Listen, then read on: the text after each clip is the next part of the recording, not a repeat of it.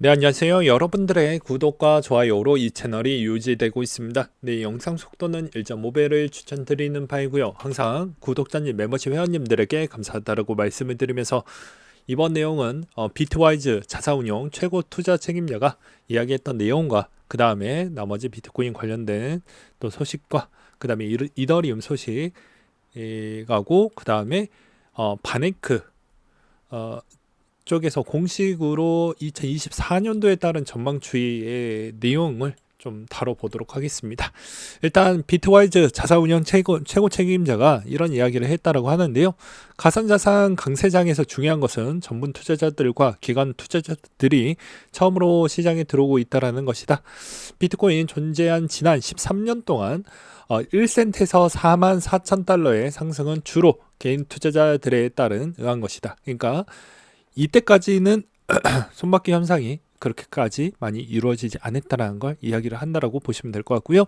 그 다음으로 ETF가 도래하고 블랙록과 같은 기업들이 시장에 들어옴으로써 시장에 처음으로 큰 돈이 유입이 되는 거라고 보고 있습니다.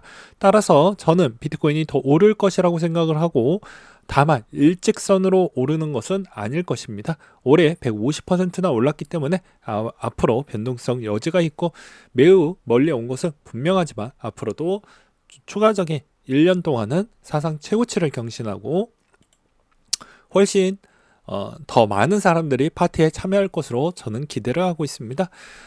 가상자산의 시장에 봄이 오고 있습니다. 다년간 지속될 주요 강세장의 새벽입니다.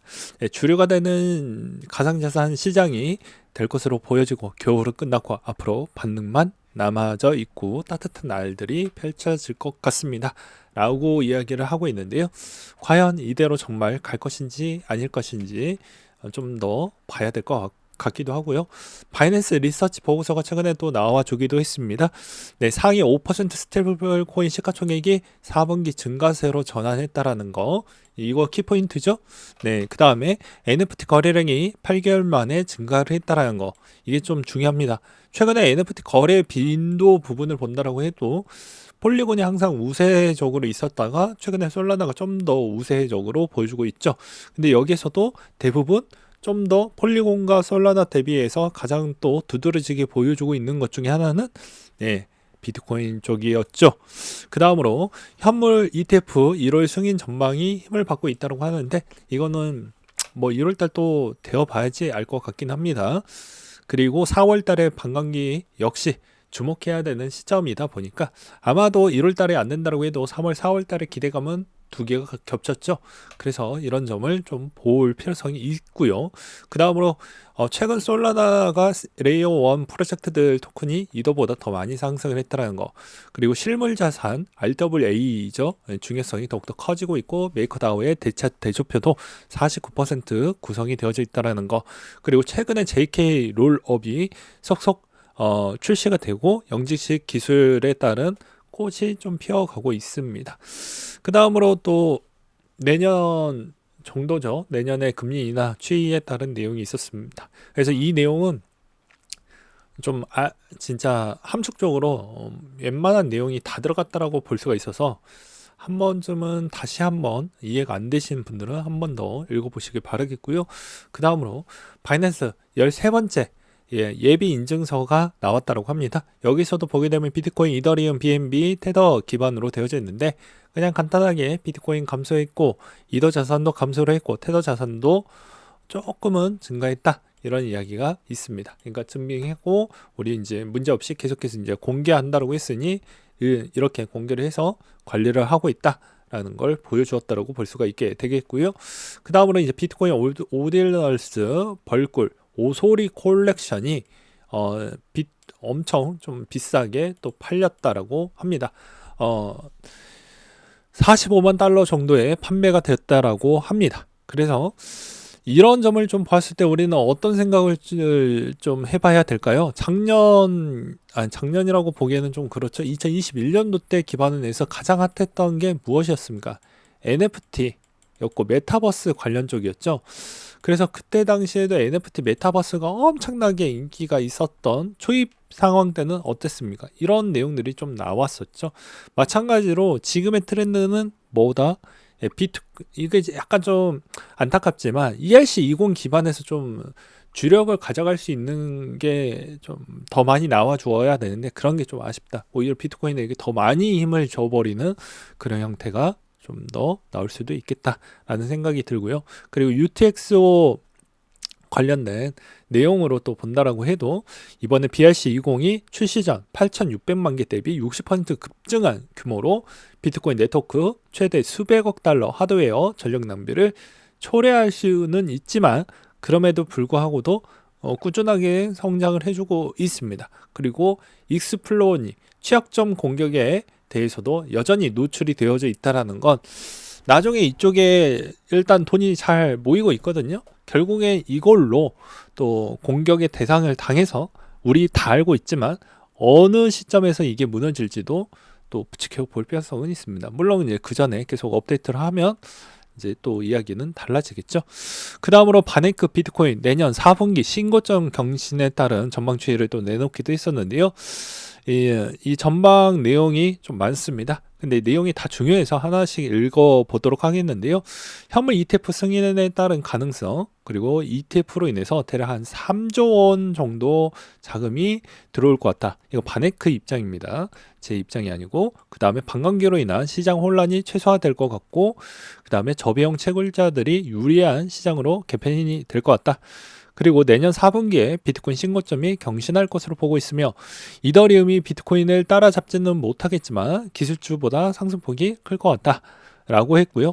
그 다음으로 EIP 4844를 적용 이후 레이어 2의 이더리움 버추얼 머신 부분이 이제 TVL과 거래량이 대부분 좋게 개선되지 않겠냐 라는 이야기가 많이 나와주고 있습니다. 그러니까 어찌 보면 이거 수수료 개선과 어떻게 보면 이더리움 확장성 때문에 이제 4844 도입했다라고 볼 수가 있겠고, 어찌 보면 이제 이거는 실질적으로 레이어 2에 와 엄청 밀접한 관계도가 있죠. 그 다음으로 NFT 관련된 내용도 신고점 아무래도 경신할 것으로 보여지고, 대부분 비트코인 오디널스 프로토콜에 따른 서포트 부분과 그리고 또 연말 정도 때 NFT 발행 비율도 점차적으로 개선이 되지 않겠냐라는 의견도 있기도 있습니다. 그 다음으로 여기에서도 신흥 레이어2의 통관 기간의 유입이 전망도 좀 점쳐지고 있고요.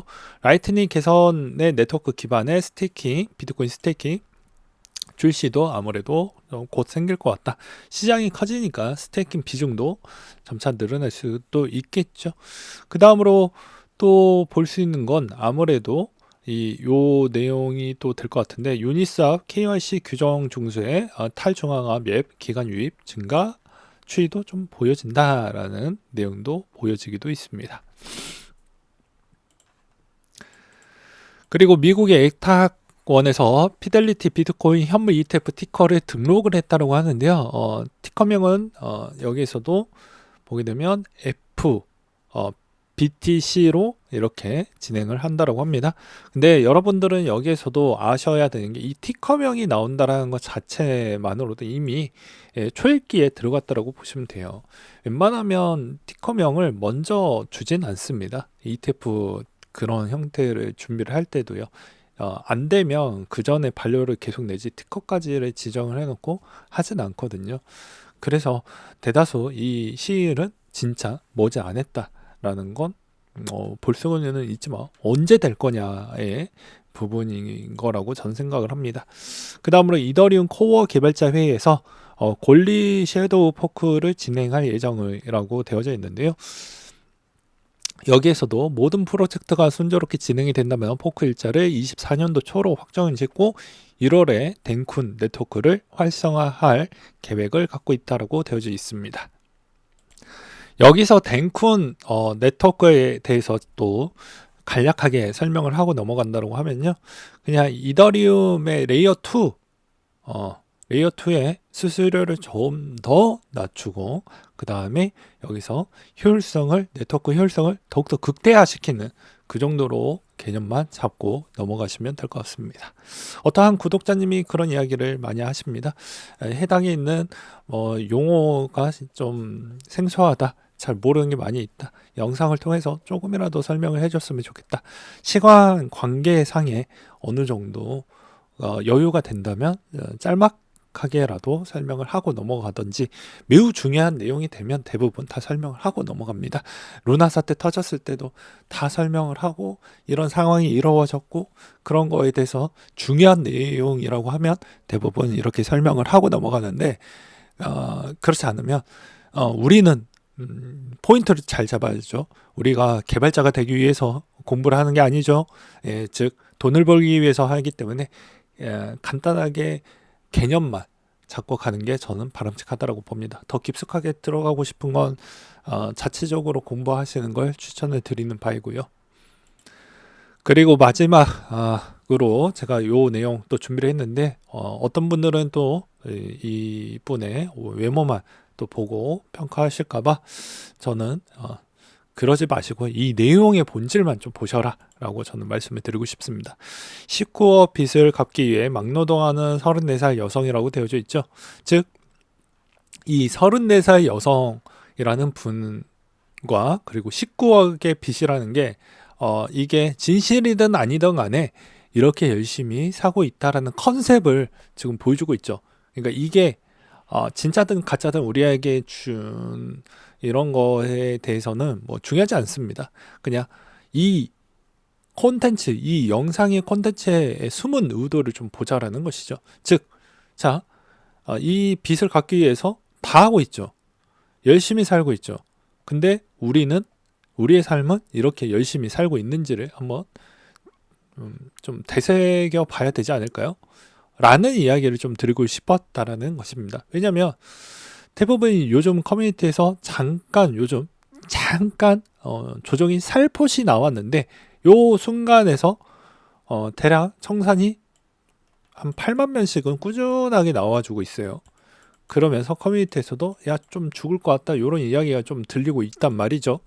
그럼 과연 내가 그만큼 공부를 해놓고 이게 시험지에 따른 그런 문제 유형이 나왔을 때 그게 내가 문제 풀이를 어느 정도 할 수 있을 만한 정도에서 펜을 들고 있는 것인지, 아니면 정말 에라 모르겠다고 생각을 하면서 찍기 형태로 가는 것인지, 그리고 내가 또 반복학습, 추론학습 이 두 가지를 어느 정도 시간을 할애해 가지고 했는지, 이게 정말 중요하다고 하는데 고리타분하다, 일단 나는 필드에서 먼저 뛰고 할게, 그런 마인드로 한다고 하면 당연히 결과값은 정해져 있죠. 진짜 아슬아슬하게 수익성이 올라왔다고 쳐도 언젠가는 한 10년 뒤에 또는 20년 뒤에 깨질 확률이 매우 높습니다. 오래 가지 못한다는 것이죠. 그러니까 즉 할 거면 제대로 하고, 그리고 맨날 힘들다라고 해도 이런 사람들도 열심히 사니까 그런 거 보고 우리는 좀 다시 한번 좀 깊게 생각을 하면서 세상을 좀 바라봐야 되지 않을까라는 이야기로 마지막으로 요 영상 멘탈 관리 차원에서 한번 또 이야기를 또 해봤습니다. 네, 이상으로 마치도록 할게요.